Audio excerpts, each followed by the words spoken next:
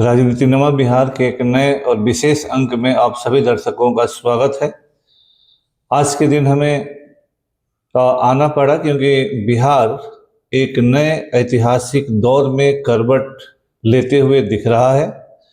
आज का बिहार होली के दिन से ही बिहार में राजनीतिक सरगर्मी तेज है और जो लोगों के अंदर में एक बात 2005 में थी वो एक नए युग में प्रवेश करने की बात थी। आज 2026 है, उस युग के बाद एक नए युग में प्रवेश करने के लिए अब आशंकाएं भी हैं और उम्मीद भी है।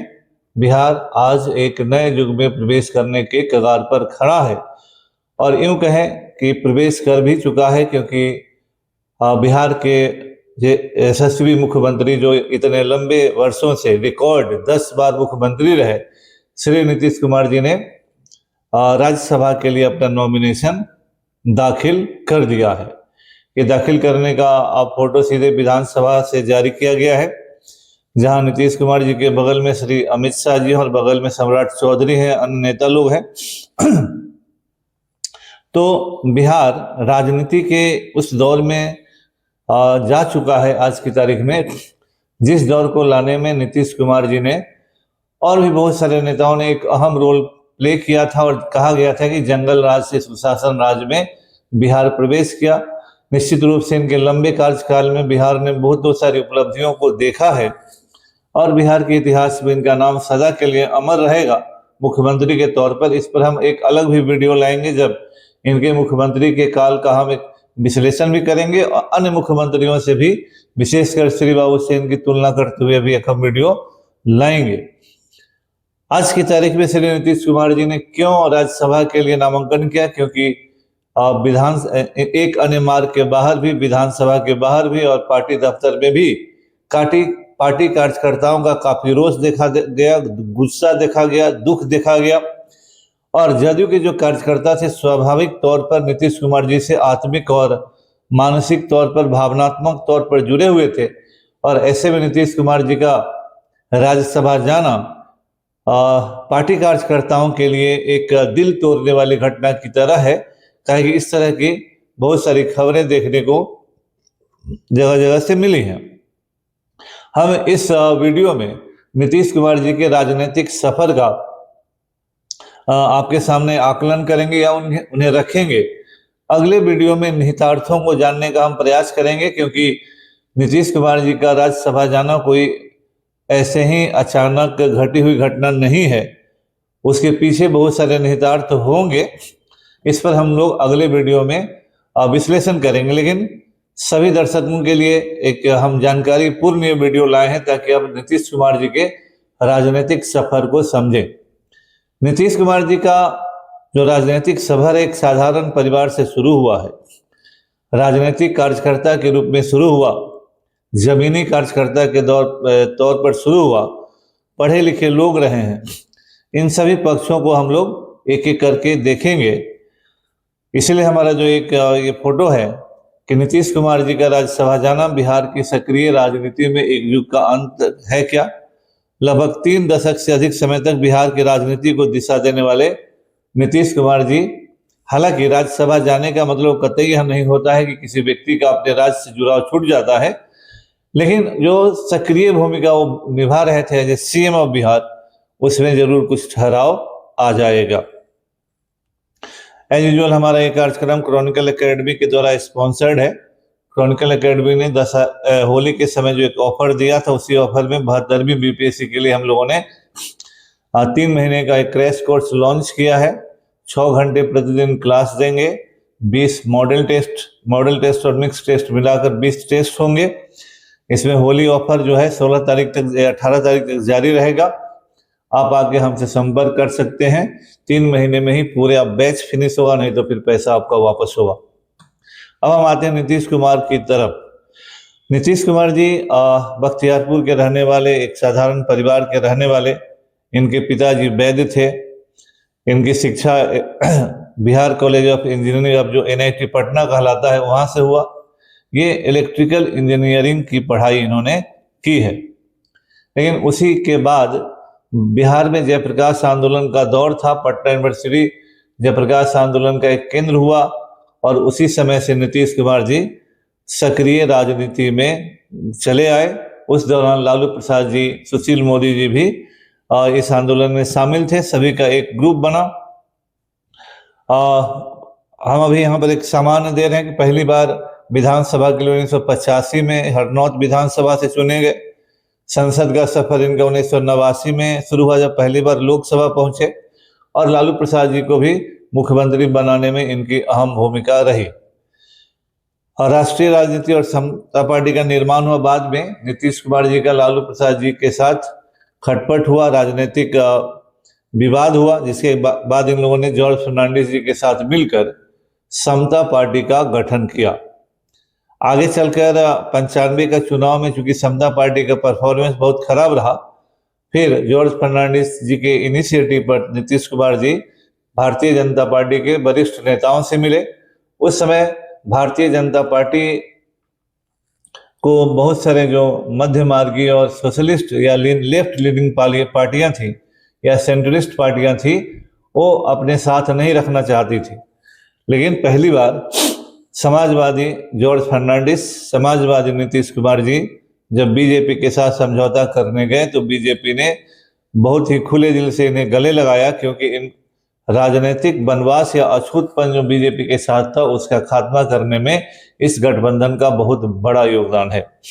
आगे चलकर केंद्रीय मंत्री अटल बिहारी वाजपेयी जी के मंत्री में रेल मंत्री बने, कृषि मंत्री बने, भूतल परिवहन मंत्री बने।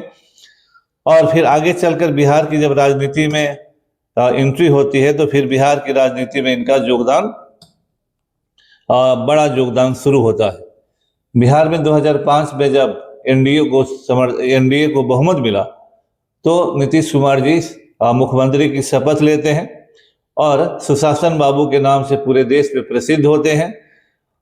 10 बार लगभग उन्होंने मुख्यमंत्री के रूप में शपथ लिया है। यह अपने आप में बहुत बड़ी उपलब्धि है। इनके सारे राजनीतिक कैरियर को हम लोग एक एक करके देखेंगे। क्रॉनिकल एकेडमी में यूपीएससी हम लोग बिहार के हैं, बिहारियों के लिए हैं, 91 से हैं। और यूपीएससी के लिए हम लोग फाउंडेशन कोर्स जो 18 महीने का होता है चलाते हैं। और इस फाउंडेशन कोर्स में एनसीईआरटी से शुरू करते हैं, जीएस पीटी पढ़ाते हैं, जीएस मेंस पढ़ाते हैं, और यहाँ पर हिस्ट्री ऑप्शनल पेपर उपलब्ध है। हम आगे बढ़ते हैं। हम नीतीश कुमार जी का जो राजनीतिक जीवन है उस संघर्षों से शुरू होकर भारतीय राजनीति में मुख्यमंत्री तक, केंद्रीय मंत्री तक पहुंचा हुआ जीवन है। यह कोई पैराशूट उम्मीदवार कभी नहीं रहे। ये वैसे राजनीतिक दौर से निकले हुए लोग हैं जिन्होंने सड़कों पर संघर्ष करके पसीने बहाए और अपनी मेहनत की बदौलत एक एक तिल तिल करके इन्होंने अपने राजनीतिक जीवन को ऊपर उठाया है। किसी की कृपा से नहीं, अपनी योग्यता से। और लोगों ने अगर इनका साथ भी दिया तो इनकी योग्यता को देखते हुए दिया। तो नीतीश कुमार उस दौर के नेता हैं जिस दौर में आज़ादी की लड़ाई लड़ने वाले लोगों की पीढ़ियां खत्म हो रही थी और जेपी आंदोलन से जो संपूर्ण क्रांति का नारा जेपी ने दिया था उससे निकले हुए लोग राजनीति में आगे बढ़ रहे थे। नीतीश कुमार जी उसी राजनीतिक सोच के परिणाम है जो भारत के लोगों के जीवन में बुनियादी परिवर्तन की आकांक्षा रखता था, गरीब लोगों के जीवन में परिवर्तन की आकांक्षा रखता था। और जेपी आंदोलन के परिणाम स्वरूप 77 में केंद्र में पहली बार कांग्रेस की सरकार डिसलॉज हुई, हटाई गई और जनता पार्टी की सरकार आई। बिहार में भी विधानसभा के चुनाव हुए, लेकिन 1977 में पहली बार जब चुनाव नीतीश कुमार लड़ते हैं तो चुनाव हरनौत से हार जाते हैं। 1980 में दूसरी बार भी हरनौत से चुनाव लड़े, लेकिन फिर से हार गए। तो 2 चुनाव की हार इनके जीवन में बड़ा कष्ट और संकट लेकर आया। इसी दरमियान ही निशांत कुमार का भी जन्म हुआ, लेकिन नीतीश कुमार के जीवन में परेशानी और संकट भरे हुए थे, लेकिन फिर भी नीतीश कुमार जी ने हार नहीं मानी। उस समय विजय कृष्ण जी और भी कुछ इनके मित्र लोग थे जो लगातार इनके साथ बने रहे, उस समय की मित्रता थी। 1985 में तीसरी कोशिश में, तीसरी बार में हरनौत से चुनाव जीतकर विधायक बनते हैं।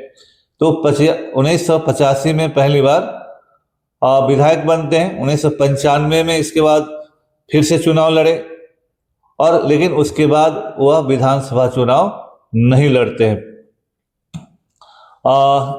आगे के दौर में वो लोकसभा में जाते हैं। लोकसभा में उनका जो दौर है उसको भी हम लोग एक बार देखते हैं। 1989 में 89 में पहली बार बाहर लोकसभा से चुनाव जीते और संसद में पहुंचे। 91 में दूसरी बार बाहर से सांसद चुने गए। 1996 में तीसरी बार बाहर से जीत कर लोकसभा पहुंचे। 98 में चौथी बार बाहर से विजयी हुए। 99 में पांचवी बार बाहर से लोकसभा का चुनाव जीते और सांसद बने।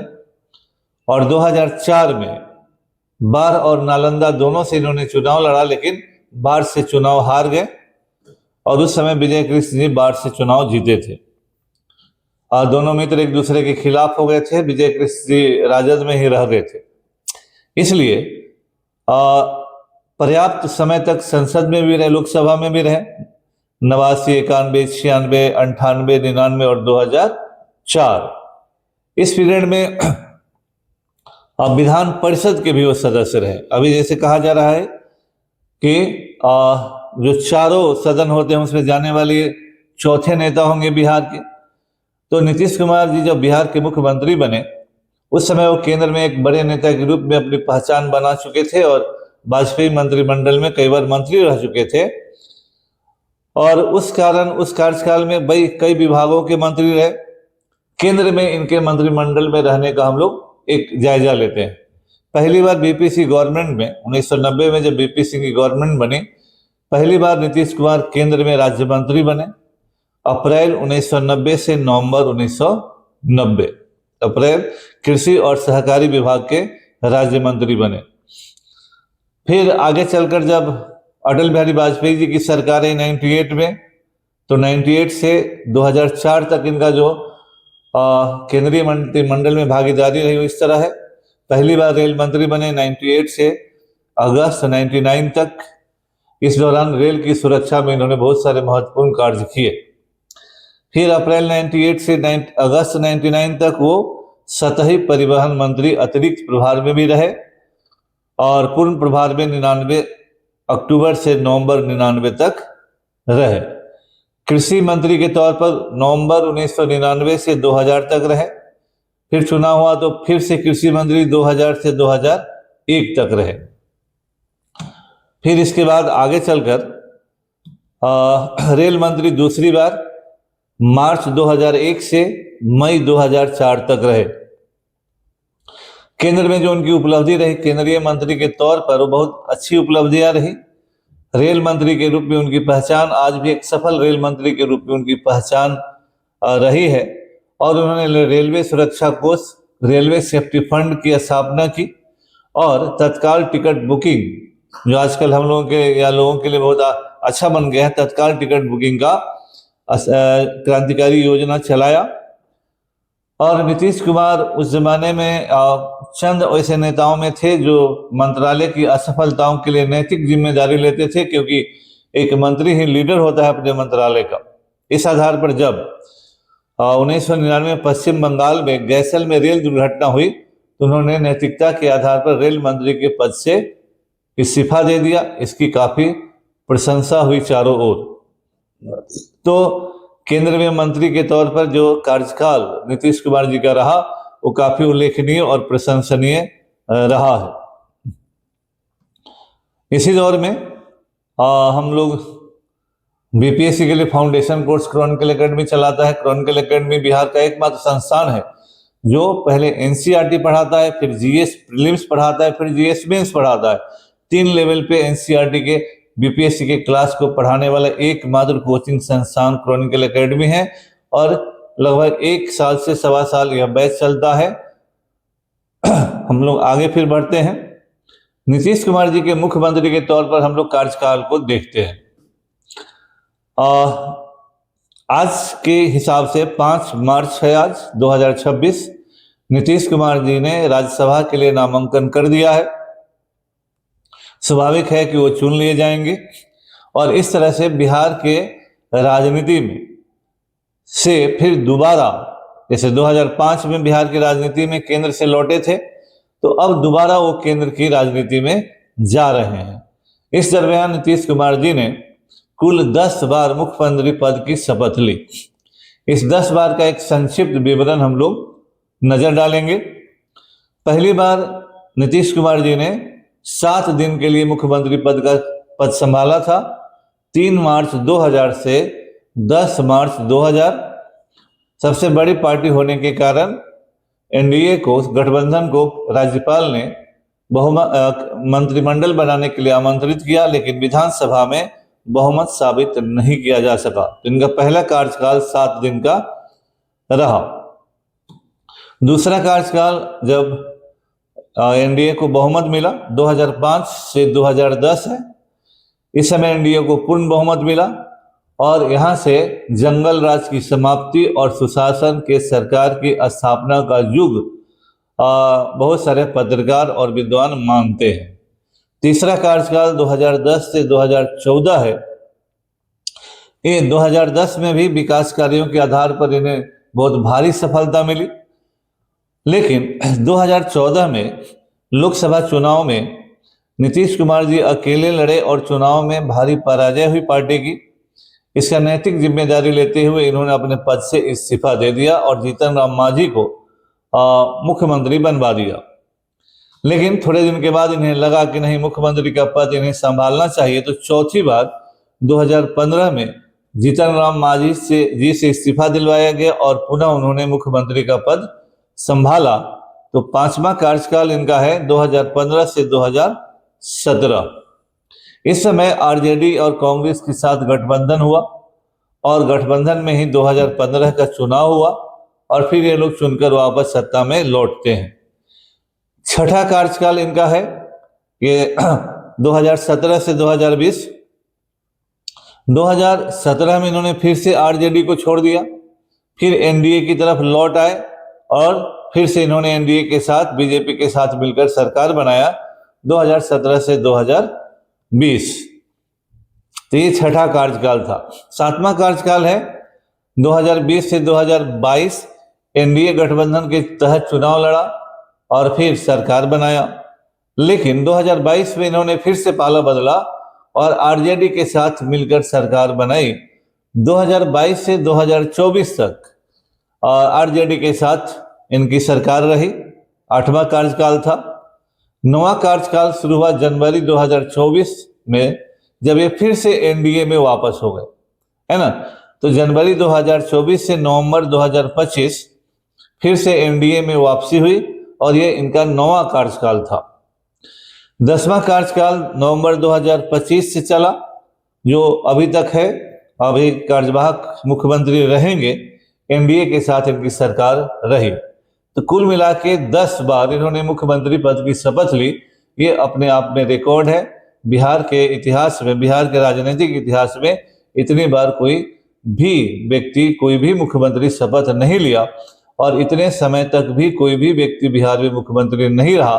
तो लॉन्गेस्ट सर्विंग चीफ मिनिस्टर हैं बिहार के ये। इनका जो उपलब्धि है संक्षिप्त तौर पर हम लोग देखते हैं कि गुड गवर्नेंस, सुशासन की सरकार इनकी कहलाई है लगातार। और जो मैंने पहले कहा कि जंगल राज या इल गवर्नेंस की सरकार को हटाकर या उस राज को हटाकर एक गुड गवर्नेंस की सरकार को इन्होंने स्थापित किया, इसलिए सुशासन बाबू इनका भी नाम है। नीतीश कुमार जी की राजनीतिक शक्तियों में एक शक्ति है महिला शक्ति, क्योंकि नीतीश कुमार जी बिहार के ऐसे मुख्यमंत्री हैं जिन्होंने महिलाओं के लिए सर्वाधिक कार्य किए। इसलिए महिला सशक्तिकरण के लिए इनके उठाए गए कदमों के कारण बिहार की महिलाओं का इनको सर्वाधिक वोट मिलता रहा। पंचायत में महिलाओं को 50% आरक्षण देने वाले नीतीश कुमार जी देश के पहले मुख्यमंत्री हैं। साइकिल योजना से स्कूल ड्रॉप आउट को ठीक करने का प्रयास किया। इसके अलावा इन्होंने नौकरियों में महिलाओं को 35% आरक्षण देकर भी एक क्रांतिकारी कदम उठाया। तो केवल कहा नहीं बल्कि इन्होंने किया और अपने वादों को जमीन पर उतारा। ये इनके व्यक्तित्व का एक बहुत ही मजबूत पक्ष रहा है। इसके अलावा शराबबंदी जो एक विवादित कदम लोगों ने कहा, लेकिन नीतीश कुमार जी शराबबंदी का जो कानून लागू किए, जो साहसी कदम था और विवादास्पद निर्णय भी रहा, राज्य के एक्सचेकर पर इसका निगेटिव प्रभाव पड़ा, लेकिन सामाजिक दृष्टिकोण से देखें तो गांधी जी ने भी कहा था शराबबंदी की बात, और बहुत सारे सोशल इविल्स को रोकने में शराब का बहुत बड़ा योगदान है। विशेषकर महिलाओं पर होने वाले अत्याचार को शराब रोकता है, क्योंकि शराब पीने वाले का सबसे बुरा इम्पैक्ट महिलाओं पर होता है। घर में जाकर शराबी अपने महिलाओं के साथ दुर्व्यवहार करता है। इस शराबबंदी ने भी महिलाओं का समर्थन नीतीश जी के साथ रखा था। हालांकि लोगों का कहना है कि बहुत ज्यादा राजस्व का हानि है, लेकिन नीतीश कुमार जी सभी आरोपों के बावजूद, यह श्रेय देना होगा, सभी विवादों के बावजूद शराबबंदी के अपने निर्णय पर कायम रहे। इसके अलावा 7 निश्चय की 3 योजनाएं 1, 2, 3, अभी तीसरी 7 निश्चय 3 बिहार में लागू है। इसके तहत टारगेटेड एरियाज को डेवलप करने का इन्होंने प्रयास किया, वो भी एक बड़ा योगदान इनका जीवन में कहलाएगा। तो नीतीश कुमार जी जीएसडीपी को, ग्रोथ रेट को भी बढ़ाने में लगातार देश के ग्रोथ रेट से ज्यादा रहा। तो बहुत सारी उपलब्धियां हैं नीतीश कुमार जी की, कुछ कमियां जरूर हैं। इनके बार बार पक्ष बदलने से, पार्टी बदलने के कारण विपक्षी दलों ने इनको पलटू राम जैसे संबोधन दिए, लेकिन उसके बावजूद नीतीश कुमार की उपलब्धियों को आप कम करके नहीं आंक सकते। नीतीश कुमार जी अब 75 साल के हो गए हैं, अब राष्ट्रीय राजनीति की तरफ जा रहे हैं। तो ये बिहार के चौथे नेता हैं जो चारों सदनों के सदस्य हो जाएंगे। सुशील कुमार मोदी जी थे, लालू जी थे, लालू मतलब हैं, और नागमणि जी हैं, और चौथे नेता नीतीश कुमार जी होंगे जो चारों सदनों में सदस्य हो जाएंगे।